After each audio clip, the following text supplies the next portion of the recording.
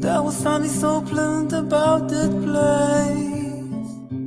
Even your emotion had an echo in so much space.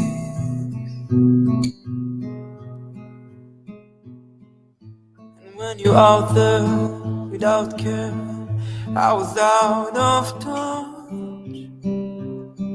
But it wasn't because I didn't know, no. I just knew too much. Does that make me crazy? Does that make me crazy? Does that make me crazy? Possibly.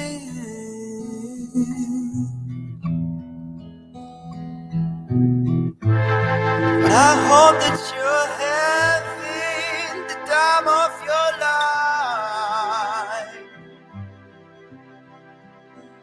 Think twice. Good morning, everybody. Thank you so much for taking the time out of your very busy schedule this morning to spend a few moments with me here on SML TV. Diabolical. Is that supposed to be diabolical? I'm reading that as diabolical. Please correct me if I'm wrong. Good morning, Mr. Chitambala, Mayor of Lusaka. You know, you're always so kind when you say that. Thank you so much. Bless you. And thank you for joining me for a few moments today. Thank you, Diabolical. Ephraim Jr., good morning, Mr. Chitambala. Hello to you. Hello, Ephraim. You have to forgive my voice. I'm a bit hoarse. I have a hoarse voice. I've had it for the last couple of days, and it was very flu-esque. You know, this light, I got this ring light right in front of me. Please excuse me just a moment.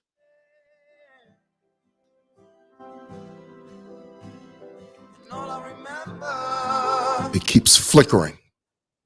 All right. Hey, everybody. Thank you again for being with me. As you know, my name is Chitambala Mwewa for SML TV. Some of you that follow my channel are well aware that I have been blocked, unceremoniously shut down on Facebook for 30 days. 30 days, guys. And I've just gotten beyond the halfway mark. I think I've got about 10 or 12 days left. You know, sometimes you lose track. After a while, you lose track. It's like a drug. Not that I've been a drug addict before, but I liken it to the same. You know, when you first when you first cut off Facebook, you're a bit disoriented. You don't know what's going on. Sometimes it takes you a while to figure out exactly where you are. You need to know where your bearings are. But the longer you stay blocked on Facebook, the more footing you get, the more clear your vision is, and you know where you are, and you don't feel lost anymore. Mark's gonna kill me for this. Well, Mark, this is YouTube, okay? Down here, you're not God. Sorry, Mark. I wouldn't be surprised if Mark follows me on YouTube.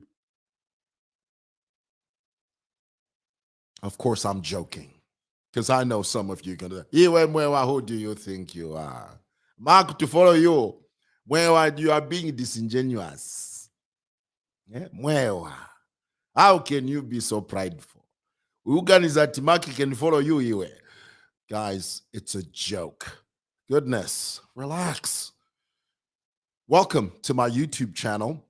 I hear this all the time. YouTube people say this all the time, and I get such a kick out of it when they say it. It makes me giggle. But here it is. I'm on YouTube, and I find myself having to say the same thing. Guys, click that subscription button and hit that, punch that bell, so that anytime I do videos in the future, you get to know about it. Boom, there I did it. I said it. Thank you for being with me. All right. just a couple of things I want to talk to you about this morning. All of you have heard the news about MAKEBI Zulu and this debacle that's recently happened. The story is a lawyer, state counsel, along with a cop, have been both arrested for allegedly stealing $800,000 from a house in Salama Park. Now, let me give you the backstory. And before I do that, let me define for you what a state counsel is. I know this is something that lots of people are confused about it. They wonder what is or who is a state counsel. State counsel is a lawyer and advocate of the High Court for Zambia, in Zambia.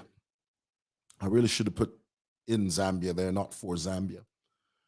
But basically, it's a lawyer in the High Court or an advocate in the High Court. That's what a state counsel is. And the story is there was a house. The police received a tip that there was a house in Salama Park, in the Ibex Hill Salama Park area, that allegedly the owner of that house was hoarding a huge, colossal sum of money. And so the police received this tip that there's a house over there, and when you go over there, you will find bucket loads of money, stashed, cash, allegedly proceeds of crime. Well, the police went down there along with this lawyer. The name of the lawyer is, here, let me throw it up for you. This is State Counsel Mutemwa and Officer Mano Kayombo. They allegedly stole this money, $800,000. Now, $800,000, just to give you some type of perspective, is about 14 million kwacha, 13.7 million kwacha, which is a colossal, gargantuan sum of money. So the police department here in Zambia, here in Lusaka, receive a tip, some info, some intel, and they say, guys, we have it on good authority. Word has reached our royal ear that there's some cash that's been stashed over there in Salama Park, and we think that this money is a direct consequence of proceeds of crime. So go over there and check it out. So the lawyer, the cop, and a few cops, they get to the house. They go in there. Boom! What do they find? Benjamins, honey. And not just Benjamins, real Benjamins. I mean, they don't find kwacha, they don't find pula, they don't find rands. Honey, they find U.S. greenbacks in there. Stacks of it, allegedly. You got to be careful these days because, you get sued. I could be sitting right here right now and I'll get a letter from MAKEBI Zulu. Mr. Moyo, what was that you said on Facebook or YouTube? MAKEBI, relax, okay? Take a chill pill, will you? So anyway, so here it is. They get to the house in Salama Park, and allegedly this posse, you know what a posse is? A posse is a group, a gang. They go in there, and allegedly they steal $800,000. And the story was, you heard it, the story was that these guys ran off with the money. Well, guess who came to the rescue? As he always does. And anytime, I find it curious. I do. I find it curious and a bit unique, almost strange, that anytime you hear about some type of financial scandal and some big government official, some big wig is involved, you always, almost invariably, the name MAKEBI Zulu always pops up. Do you find that curious? Tell me in the comments below if you find that curious. Tell me now.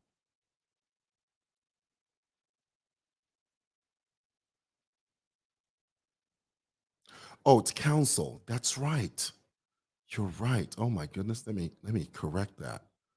You're right. Counsel, not counsel. All right, here we go.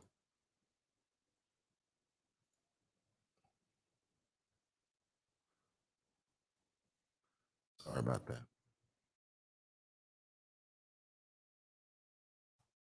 There it is. Fixed it. Counsel, state counsel.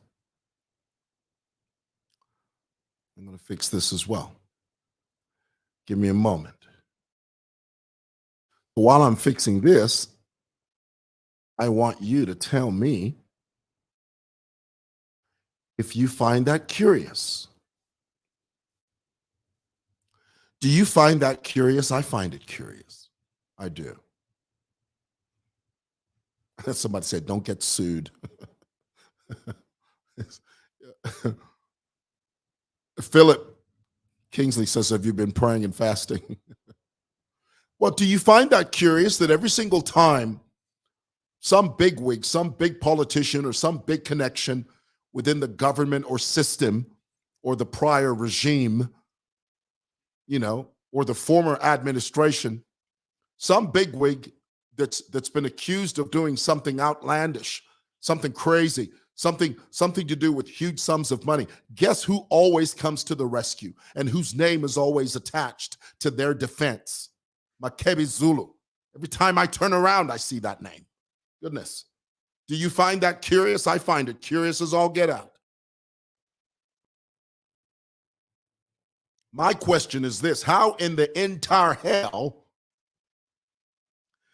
does MAKEBI Zulu always seems to find himself in the middle of these defenses, for lack of a better word? Well, it's almost said something right there. But tell me, I want to read your comments. I want to read your comments. Diabolical. You said that, not me.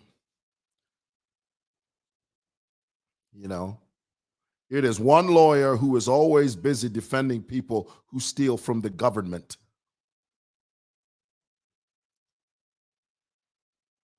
Samuel Bannon says, well, because he's a good lawyer. That's what Samuel says. Samuel says he's a good lawyer. Now, speaking of good lawyers, I have a few stories to tell you myself. I've got a few stories to tell you. Now, guys, you must understand that I am 52 years old, and this is not my first rodeo. I have lived half a century, a little beyond that. And at my age, I've seen a few things, okay?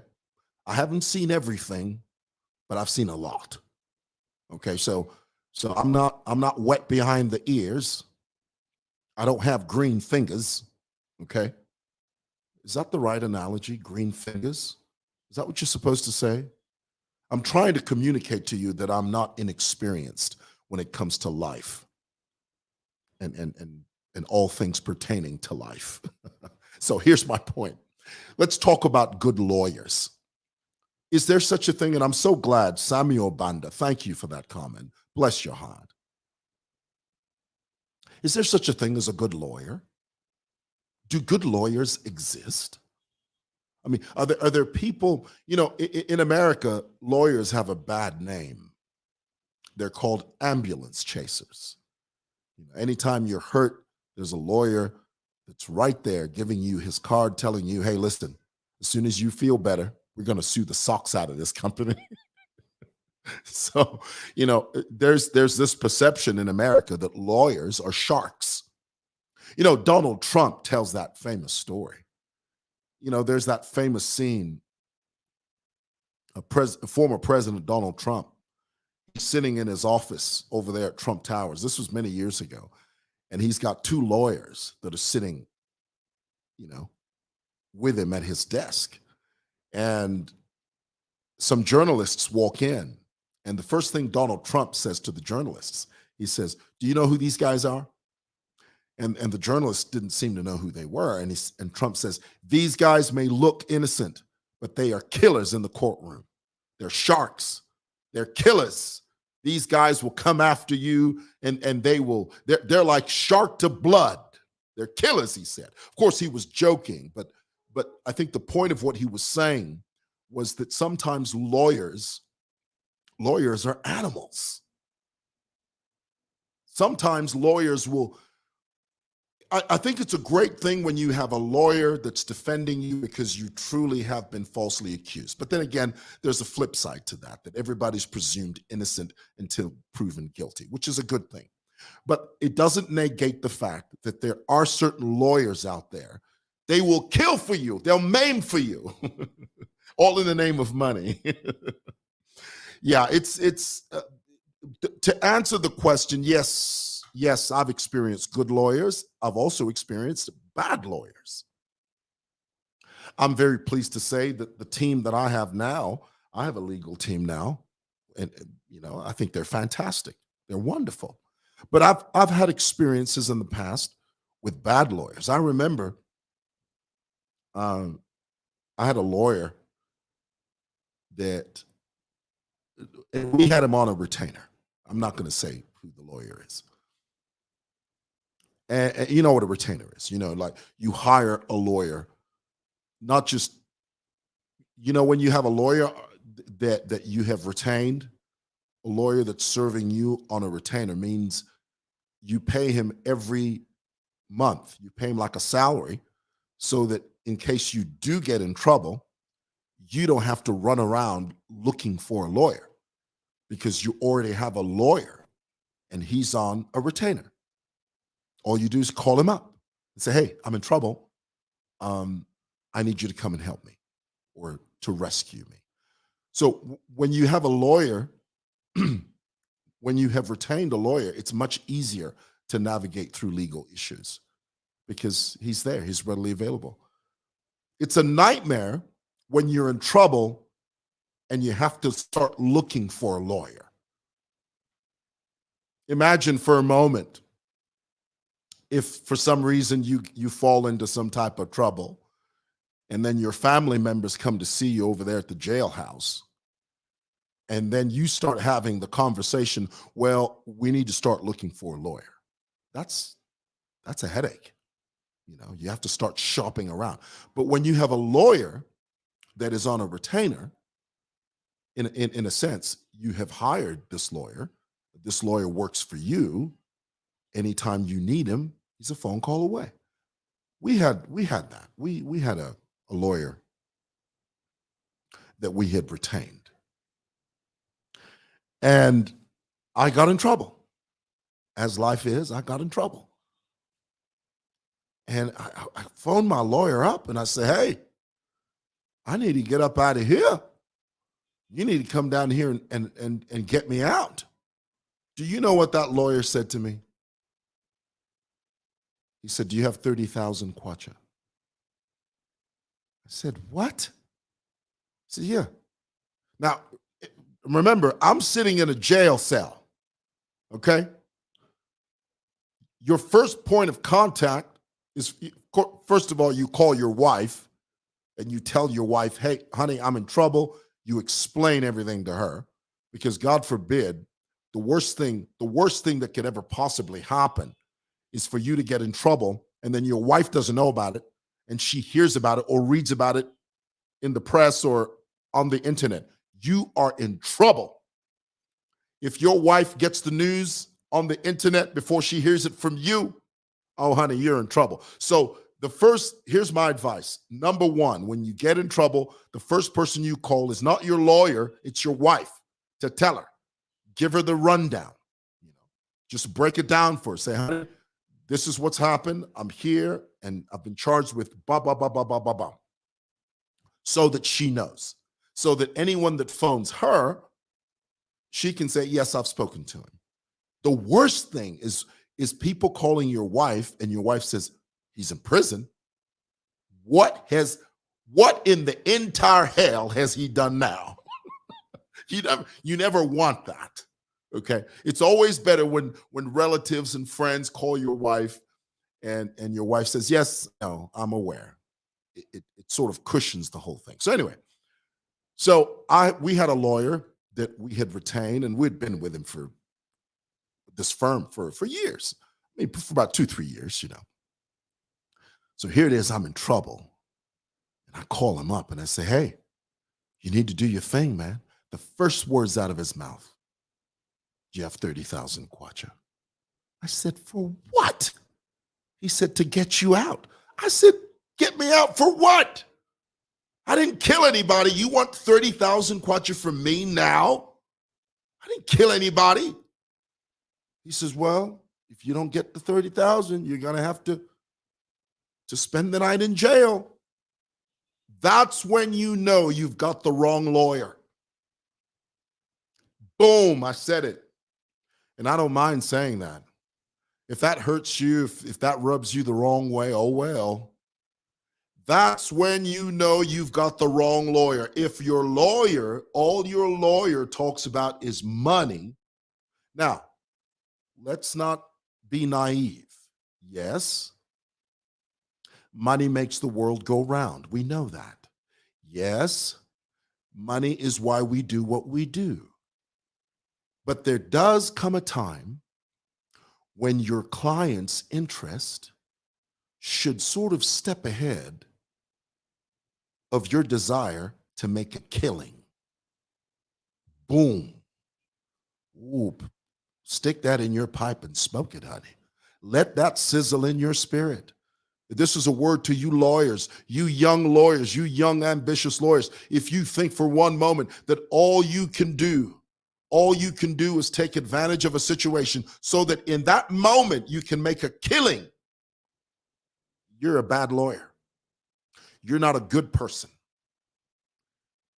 So my former lawyer says to me, organize 30,000, I'll come get you out. I said, you know what? Of course, I won't say his name. And this is a lawyer. We'd been with him for a little over 3 years, 3 years plus. I said, you know what? You can find a lake somewhere and jump in it. Click. Immediately got a different lawyer. And I felt good about that. And the lawyer I got, guess what? The lawyer I got said to me, Mr. Muewa, we'll sort out the money thing later. Right now, my number one priority is to get you out of there. Ha ha! Woo, boy, I tell you what, boy, let me tell you. When you have a lawyer that talks like that, you know you've got the right lawyer. When your lawyer says to you, we'll sort out the money later, our priority now is to get you out of jail. Boy, I tell you what, he did his lawyer thing. Boom! Before I could turn around and say molasses, I was walking out of that building. Why? Because I had the right lawyer. There's some bad lawyers out there. I mean, there's some mean lawyers. Let me give you this story. Some of you know the story, the Shabu Beno story. Do you know who she is?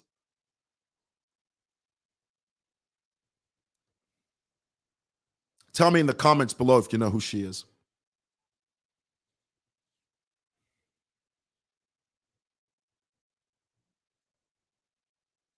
You know who that is?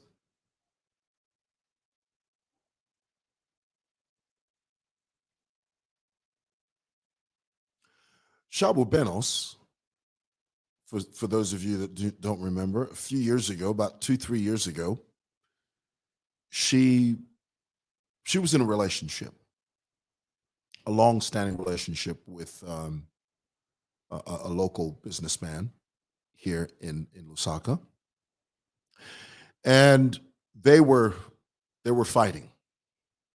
This is all court records. It's in the court. I mean, it's what's the word? What's the term I'm looking for? These are court records. No, that's not what I'm trying to say. This information is in the public domain. The trial took place a couple of years ago.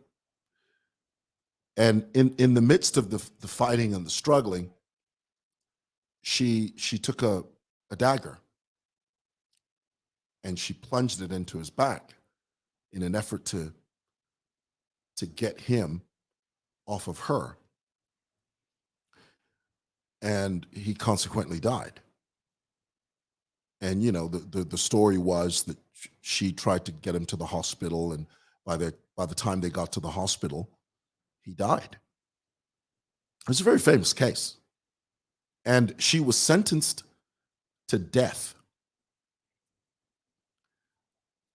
Well, when she first got in trouble,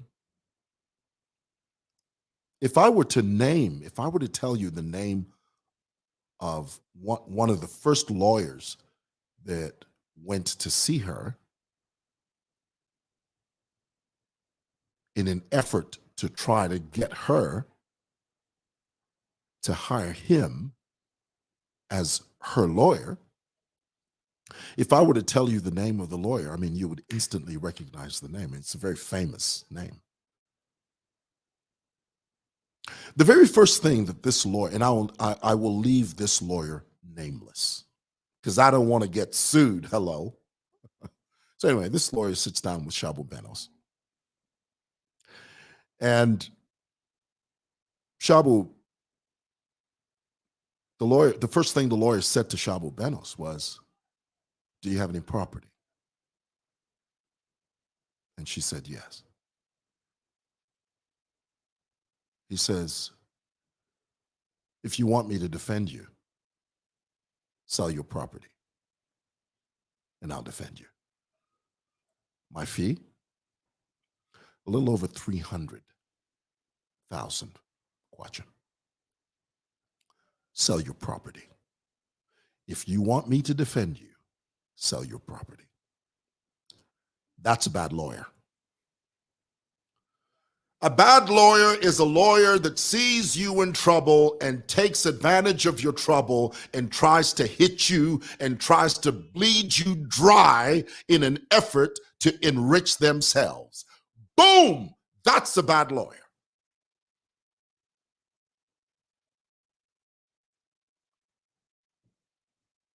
You know what Chabu said to that lawyer? She said, "You can jump through this. I'm not selling my property for you. I'm not doing it." He left. That's a bad lawyer.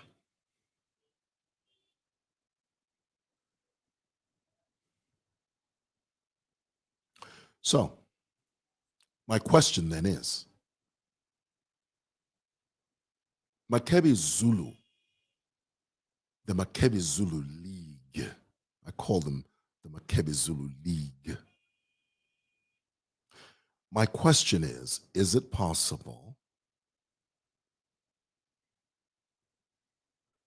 Is it possible to be a good lawyer and still treat your clients fairly? Is it possible? I put it to you. And I know some of you are, there's the argument, well, he's a businessman, Mr. Muewa. He's a businessman. His business is to make money. I agree with that. But to what end? And at what cost? Here's my thing. And again, let's not forget, everybody is presumed innocent until proven guilty. That's a given. That is as it should be. But lawyers should not always put money front and center. Like my lawyer, the lawyer I had. Throughout the years, and you know, I mean, I think it's right when you go into an agreement with a lawyer and you retain them and you agree that every month you pay them a certain amount of money, it's only fair and right that when you're a couple of days late with your payment, your lawyer calls you up and remind you, "Hey, listen, where's the payment? Where's the payment? Where's the payment?" I mean, we went through years where there was no problem. We went through years where we never had any legal problems, you know? And here it is, when I got arrested, boom. I mean, it was a big legal problem. and I needed help. In that moment, the first thing my former lawyer says to me is, do you have 30,000? If you give me 30,000, I'll get you out. And this is a guy that I'd retained for 3 years. We'd retained for 3 years. Bad lawyer. Bad lawyer. Crazy. All right, guys, thank you so much for listening. God bless. Have a wonderful day. Bye.